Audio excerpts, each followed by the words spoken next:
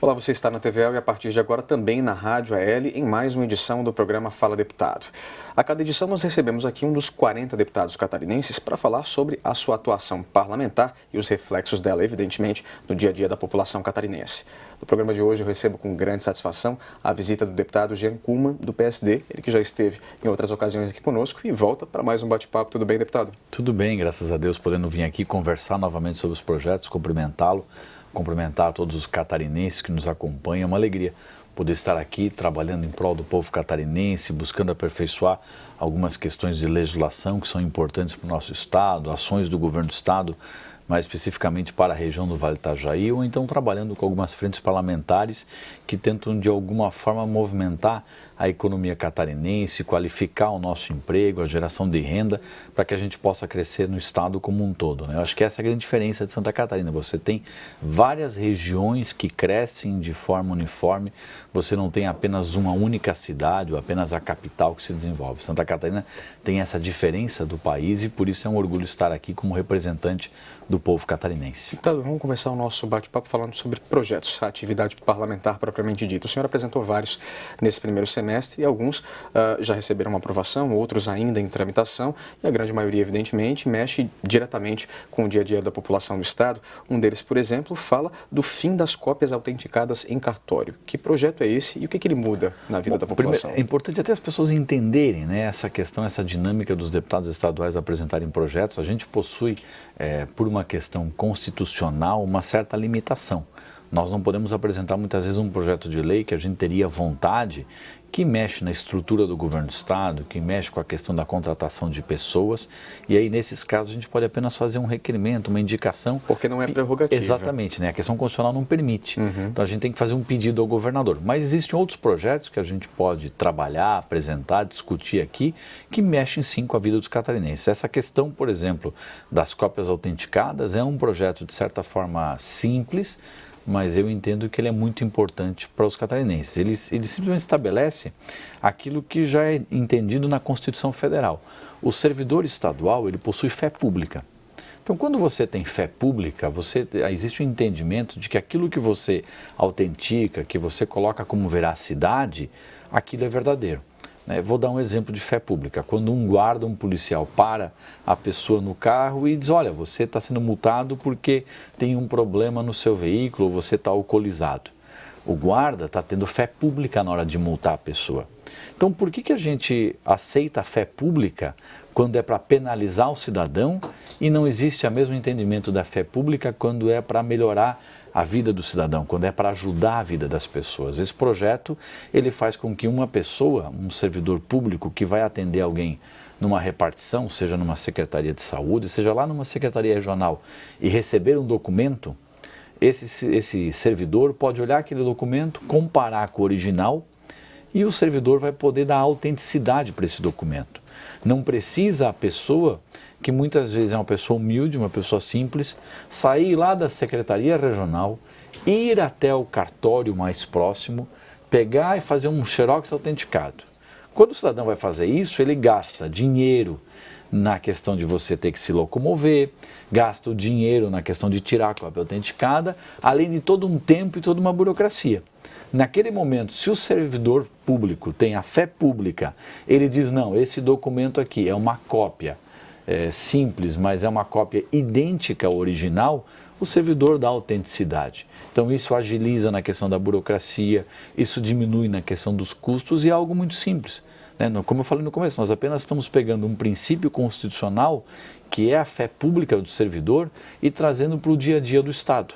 E isso não envolve recurso do Estado, não envolve aumento da contratação de funcionários, isso apenas é um procedimento interno. Então isso o deputado pode fazer. E é isso que a gente quer nesse projeto de lei. É baratear algumas coisas para as pessoas, agilizar alguns processos dentro do governo do Estado, facilitar a vida das pessoas. É para isso que esse projeto de lei existe. Segue em tramitação. segue em tramitação e eu acredito de forma muito forte que ele vai ser aprovado pela Casa. Agora, é claro, tem algumas questões legais, tem uns entendimentos, então tudo isso a gente tem que trabalhar para que a gente possa construir o entendimento junto ao plenário da necessidade da aprovação dessa matéria. E no que diz respeito ao Fundo Estadual de Proteção e Bem-Estar Animal, que proposta é essa? Esse é um projeto já que mexe um pouco na questão financeira, né? Então talvez a gente vai ter que trabalhar um pouco nessa questão, depois com uma indicação, um requerimento, mas o objetivo inicial do projeto é criar a conscientização. E aí vem um aspecto interessante que eu gostaria de tocar. Muitas vezes a gente apresenta um projeto de lei sabendo que ele pode ter algum vício de constitucionalidade.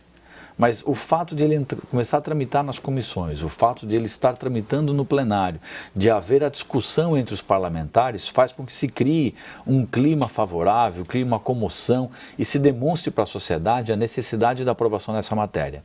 E aí, se os deputados entenderem que o projeto de lei precisa ser remetido para o Executivo, quando ele vai para o Executivo, ele já vai com uma certa comoção social. Já vai com um certo entendimento da sociedade de que aquele projeto é importante. Este projeto ele tem como objetivo criar um fundo estadual para políticas públicas que veem a questão da preservação do bem-estar animal. Né? Seja da vacinação, seja do controle de doenças, porque muitas vezes você vai cuidar bem do animal para proteger o cachorrinho, para proteger o gato, proteger o animal em si, mas quando você faz um controle, por exemplo, da questão de doenças, você está protegendo tanto o cachorro quanto as pessoas. Então você protege os dois. Então o objetivo deste projeto de lei é realmente garantir a saúde, garantir o bem-estar dos animais e, consequentemente, da sociedade. E apesar de ele não ter toda a prerrogativa do legislativo, pelo menos em alguns pontos, como o senhor menciona, é uma forma de colocar e jogar luz sobre esse assunto. Exatamente, e começar né? uma discussão. É você trazer as entidades de proteção aos animais para o processo, é você começar a discutir a necessidade de ter um recurso, um fundo específico para tratar desse assunto, é começar a discutir quais são as fontes de financiamento possíveis para gerar este fundo. Então você cria toda uma discussão, toda uma temática para, inclusive, depois quando o projeto de repente tiver uma questão de um entendimento de que tem que se vir por origem do executivo, já existe todo um trabalho em cima disso para que o governador também sensibilize mais. Caso não haja esse entendimento, a gente vai tentar justamente fazer a aprovação dele no plenário, com o apoio dos deputados, porque eu entendo que essa matéria é muito importante. É importante, como eu falei, para o bem-estar animal, porque ele cria o Fundo Estadual do Bem-Estar Animal, mas também é importante para as pessoas. As pessoas têm nos animais de estimação, né, o seu companheiro, a pessoa que está, aquele animalzinho que está ao seu lado, o seu grande companheiro, o seu grande amigo. E isso muitas vezes ajuda até a curar uma questão psicológica, uma doença que alguma pessoa tem. Né, aquele afago, aquele carinho dos animais, e isso é fundamental. Então, há uma questão da saúde do animal, mas também é uma questão de convívio social, do bem-estar da família, da saúde das pessoas, tudo isso está envolvido nesse projeto. E além dos ganhos à população e aos animais, evidentemente, que estão no foco central do projeto, a possibilidade da mobilização, né, deputado, como o senhor mesmo colocou, que é um dos grandes papéis do Legislativo. Esse é o nosso papel, né? Mobilizar a sociedade, envolver as pessoas, é isso que a gente tem que fazer. Essa mobilização tem sido muito importante nas duas frentes das quais o senhor participa aqui na Assembleia Legislativa, um discutindo a questão da inovação catarinense e outra discutindo o apoio ao setor têxtil, as duas inclusive intimamente ligadas aí, né? Exato, né? Quando você trata da questão da economia catarinense, você trata de várias matérias que envolvem a geração de emprego, a geração de renda, que fazem com que o nosso estado seja um estado diferenciado, porque aqui a gente produz produtos de valor agregado, né? Então nós temos uma economia que favorece nesse aspecto. Nós não temos aqui só a capital como sendo o grande centro urbano do estado. Nós temos lá Chapecó no oeste, nós temos Blumenau no Vale do Itajaí, Joinville no norte, Criciúma no sul, você tem Florianópolis, você tem Itajaí, que não é nem a primeira, nem a segunda, nem a terceira cidade em população no estado, mas é a primeira em arrecadação. Então olha como você tem vários polos de desenvolvimento e crescimento no estado. Dentro disso a gente identifica algumas questões econômicas importantes. O têxtil é um ponto fundamental para o crescimento porque ele envolve muita geração de emprego, muita mão de obra envolvida. Então a frente parlamentar vem trabalhando para que a gente possa ter algumas ações. Um exemplo é a criação de uma delegacia específica de combate à pirataria para atuar na pirataria dos produtos produzidos pelas indústrias catarinenses. Existem algumas indústrias do estado, na área têxtil, que especializaram-se não apenas na criação de produtos da área têxtil, mas produção até de moda. né? Você tem empresas que fazem camisa de forma diferenciada, você tem empresas que fazem toalhas, por exemplo, da Disney. Então você tem alguns produtos diferenciados no nosso estado. E esses produtos sofrem a concorrência desleal de pirataria de produtos importados ou produtos feitos em outros estados em empresas que não pagam impostos. Então, quando a gente conseguir combater essa importação ilegal, ou conseguir combater essa produção, às vezes até com mão de obra escrava, ou então sem pagar os impostos, nós estamos fazendo com que o consumidor comece a pagar realmente por aquele produto original. E com isso a gente aumenta as vendas dessas empresas. E com isso, essas empresas geram mais empregos. Porque normalmente estas empresas que fazem um produto em Santa Catarina, que possui um valor agregado, são empresas que pagam um salário melhor, que dão mais direitos aos trabalhadores, que têm uma responsabilidade social maior.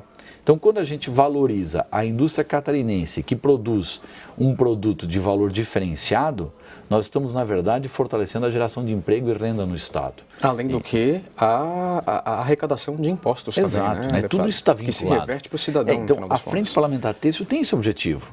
Né? Melhorar a vida das pessoas, garantir mais aumento de receita na geração de impostos. Então, tudo isso. E a Frente Parlamentar de Inovação, ela se permeia por todas as áreas de desenvolvimento do Estado. Ela vai entrando em todos os setores, porque um Estado que quer ser diferencial, ele tem que investir em inovação tecnológica. E inovação não é apenas fazer produtos na área de informática, por exemplo. Muita gente acha que inovar é fazer um novo programa de computador. Não. Inovar é fazer a diferença. Inovar é você fazer um processo produtivo diferente, onde muitas vezes você pode inovar na produção de uma matéria-prima diferente, você pode inovar produzindo um produto diferente ou inovar produzindo um processo produtivo diferente. Então a inovação está em todos os setores da economia. Inovar é você melhorar a sua empresa, com mais competitividade, com menos geração de custo, ou seja, você ter um valor agregado maior, com uma rentabilidade maior, é você fazer com que haja daqui a pouco um novo mercado consumidor. Então tudo isso faz parte do processo de inovação. E a nossa Frente Parlamentar de Inovação justamente quer aprimorar com que haja mais investimento por parte do Estado em ciência e tecnologia, mais investimento na qualificação de mão de obra, mais investimento na área de educação, para que a gente possa continuar tendo em Santa Catarina um estado diferenciado e que possa gerar renda com qualidade, acima de tudo. Outra área que vem demandando muitos investimentos por parte do governo do estado é a questão da proteção civil. Rio Vale do Itajaí, a sua região, conhece muito bem a necessidade desses investimentos, até pelos dramas que já enfrentou em relação às catástrofes naturais. Nós temos lá no estado várias ações que estão sendo feitas na região do Vale do Itajaí, por exemplo, o alteamento da barragem de Taió, de Tuporanga. Agora estão sendo estudadas novas 7 barragens, 7, 8 pequenas barragens para fazer a contenção da água na bacia hidrográfica, que é uma forma de você conter as cheias, pelo menos, né, os efeitos mais dramáticos de uma cheia. Então você faz essa contenção toda, isso é importante. E um outro investimento importante que está sendo feito, além desse alteamento da barragem de Taió, de Tuporanga, dessas pequenas barragens, é a questão do radar meteorológico. O radar meteorológico ele foi colocado no município de Lontras e ele agora está num processo de aperfeiçoamento, ele está num processo terminando a instalação. Na verdade a gente chama do processo de regulagem, porque é um equipamento que foi colocado por uma empresa americana que já tem expertise no mundo todo, já colocou vários equipamentos desses pelo mundo e muitas vezes as pessoas questionam, agora o radar não está funcionando, mas o que deu? Deu problema? Não deu? Na verdade o radar neste momento ele está numa fase de testes ainda, de implantação. Então ele não está 100% finalizado, tanto é que a empresa vencedora da licitação não recebeu 100% do recurso contratado ainda. Porque 100% do trabalho ainda não foi executado. Não foi executado. É bom deixar isso claro para a população. É natural que um equipamento vai dar um problema aqui, agora tem que regular diferente, tem que fazer o teste, porque você está lidando com a questão do clima, está lidando com a questão do relevo da área geográfica. Então existe uma série de questões e variáveis que são fundamentais para garantir o funcionamento adequado desse equipamento.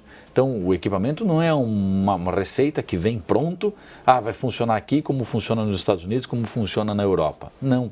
Cada local tem uma questão geográfica diferente, tem uma topografia diferente, tem uma regulagem específica e é isso que está sendo trabalhado, né? E aí, claro, dentro desse processo acaba estragando um equipamento, estraga outro, então tem que agora regular novamente e aí o equipamento ainda está nessa fase de implantação.